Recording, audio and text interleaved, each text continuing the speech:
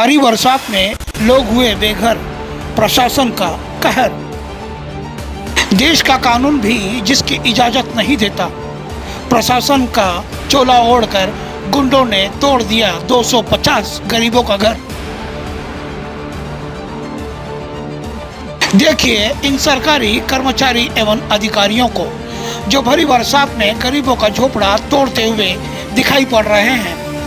क्या सरकारी अधिकारी है भी या सिर्फ चोला ओढ़कर यहाँ गरीबों का आशियाना तोड़ने के लिए पहुँच गए हैं? इसकी इजाज़त मिली है या नहीं, इसका भी कोई अता पता नहीं चल सका है। लोगों ने पूछा तो कहा गया कि कार्रवाई का हमें आदेश मिला है। जब देश का कानून भी इसकी इजाज़त नहीं देता तो इन्हें आदेश किसने दिया? कानून के खिलाफ जाकर लोगों का घर तोड़ना इन्हें गुंडा नहीं कहेंगे तो और क्या कहेंगे? फिलहाल यह जांच का विषय बना हुआ है। आपको जानकारी देते हुए बता दें कि महाराष्ट्र की राज्य सरकार ने एक सर्कुलर जारी कर इस तरह की तोड़क कार्रवाई पर अंकुश लगाने के लिए अध्यादेश जारी किया हुआ है कि बरसाती मौसम में किसी को बेघर न किया जाए। और हाईकोर्ट का भी ऐसे मामलों पर कानूनी प्रक्रिया को कुछ समय तक के लिए रोक देने का आदेश है। अध्यक्ष महोदय, मैं अभी मुख्यमंत्री साहब ने पूरा डिटेल्स आपके सामने रखा।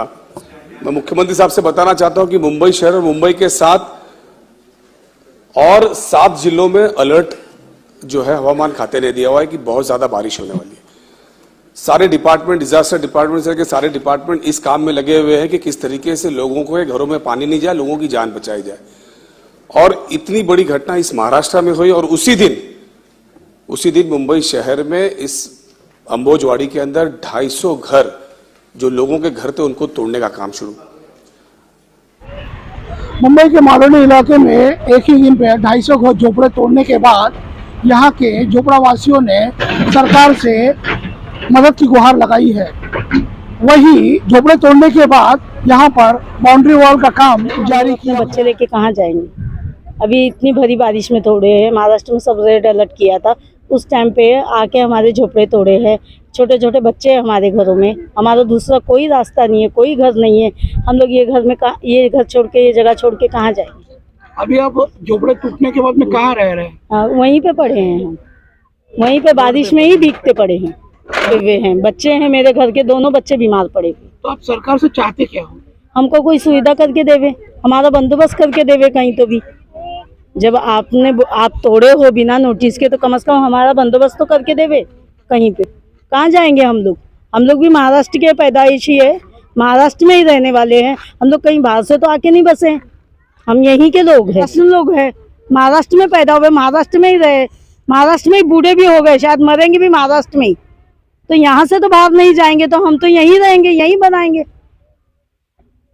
जैसे तोड़ा गया है, हमारा कुछ रहने का सहारा, कुछ ऐसा आसरा दिया जाए ताकि सब लोग रहे, सब लोगों का अच्छा हो।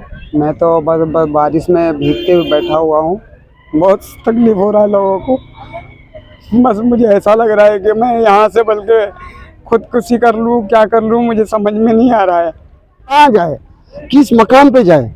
हमारे पास देखो, हमारी इतनी इनकम नहीं कि हम किसी जगह प्रॉपर्टी खरीद लें। या हमारे पास यही झोपड़े का आसरा था, जो 4 बाम्बू ला के टेंट पे बैठे हुए हम अपने बाल बच्चे सुकून में पाल रहे, खिला रहे। उसमें भी हमको इतनी परेशानी। हमसे महाराष्ट्र के रहने वाला महाराष्ट्री है, हम किधर जाएंगे? हम हमारे महाराष्ट्र में छोटी सी झोपड़ा नहीं बना के रह सकते? हम भारतीय नहीं है? हम इस मुल्क के नहीं है कि हम बांग्लादेश या हम उधर से आए हैं? नहीं ना, ये हमारा मुल्क है। हम थोड़े हमारे बच्चे को पालने के हमको घर चाहिए। सरकार तो बड़े बड़ी वादे करते हैं। में भरी बरसात में माननीय असलम साहब जी ने हमको आके हमारी हिम्मत बढ़ाई है और उन्होंने कहा है कि वहाँ जितनी झुग्गी है, जितने लोग बारिश में बैठे हैं, मैं उनके लिए मदद करूँगा, उनके लिए प्लास्टिक भेजूँगा और उनके लिए खाने का बंदोबस्त करूँगा। उन्होंने ऐसा बोल के गए हैं और कहा गया है कि जिनके पास पेपर हो वो आए, जमा करे, मैं उनके लिए लड़ने का काम करूँगा। और हम यही उम्मीद करते हैं कि हमारे एमएलए साहब से कि हमारे लिए आज तक लड़ रहे हैं और आगे भी मैं ये सोचता हूँ कि हमारे लिए लड़े, वो आगे बढ़े, हम उनके साथ में हर जगह पे। इतनी मेहरबानी है माननीय मुख्यमंत्री एकनाथ शिंदे साहब से कि हम गरीबों का थोड़ा ख्याल करिए और हमारे पे रहम कीजिए। जो आज बच्चे हमारे बीमार पड़े हैं बारिश में, और एक दुश्मन भी इस तरह से जुल्म नहीं करता जिस तरह से इन्होंने किया है। हाथ पैर जोड़े हमारी माँ बहनों ने कि हमारे बच्चे स्कूल है, स्कूल में से बच्चे निकाल कर उसको डेमोलिशन किया गया है। इस तरह से काम कोई कायदे में नहीं बनता।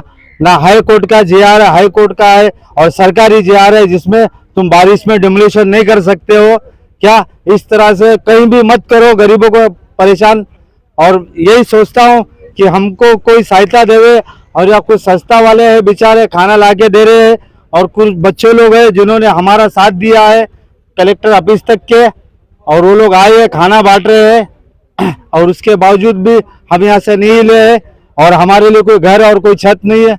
जिसकी जिंदगी भाड़े पे होती उसी को मालूम है किस तरह से भाड़ा भरा जाता। कमाने वाला मैं अकेला हूँ घर में, खाने वाले 5-6 मेरे पास, मेरी भाड़ा भरने की ताकत नहीं, मेरी औकात नहीं। इसलिए मैं इधर आके एक रूम झोपड़पट्टी में एक रूम खरीदा, और मैंने खरीद के उसमें अपना बना के रहा, और उसके बावजूद मेरा रूम पूरा डेमोलिशन हो गया।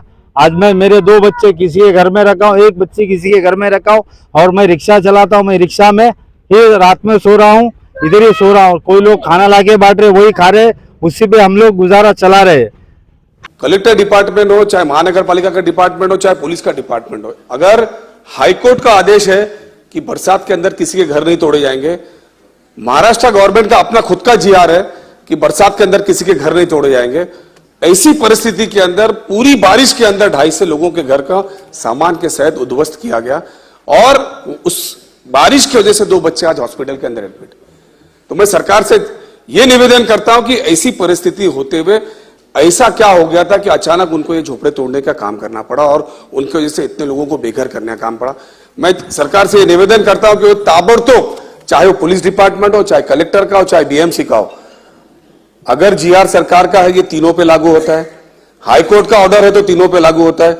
ये पूरी की पूरी इसकी इंक्वायरी होना चाहिए, और वो जो भी अधिकारी हो उस पर बर्खास्त करना चाहिए। ठीक है, मैं चाहूंगा कि सरकार इसके ऊपर कुछ बोले। ठीक है ना। अभी देखिए हे बघा, नाही एक मिनिट अपवाद म्हणून तो क्या मालवनी अंबुजवाड़ी के झोपड़े को तोड़ने वाले कर्मचारी एवं अधिकारी क्या देश के कानून से बढ़कर हैं? और कौन है जो इन्हें ऐसे आदेश जारी कर दिया है जो गरीबों का घर तोड़ने के लिए इन सरकारी कर्मचारियों को मजबूर किया गया हो? फिलहाल इन सारे मुद्दों को स्थानीय विधायक एवं पूर्व राज्य मंत्री असलम शेख ने लोकसभा में मानसून सत्र में महाराष्ट्र सरकार के समक्ष सवाल उठाया है। असलम शेख द्वारा पूछे गए सवालों को सुनने के बाद राज्य के उप मुख्यमंत्री देवेंद्र फडणवीस ने जांच किए जाने का आश्वासन दिया है। कधीच तोडफोड करत नाही, त्याच्यामुळे अशा प्रकारे जर काही तोडफोड झाली असेल तर ती का झाली याची माहिती घेतली जाईल आणि तशा प्रकारच्या सूचना दिल्या जातील। महेश बालदी। जांच तो चलता ही रहेगा, मगर जिन लोगों का आशियाना भरी बरसात में तोड़ दिया गया, उन मजबूर बेसहारा लोगों का क्या, जो आज भी अपने टूटे फूटे सामानों को इकट्ठा कर वही बरसात में भीगते हुए दिन गुजारने के लिए मजबूर है। इनका घर तो तोड़ दिया गया, अब इनके स्वास्थ्य का क्या, जो भरी बरसात में दिन गुजारने के लिए मजबूर हो गए हैं।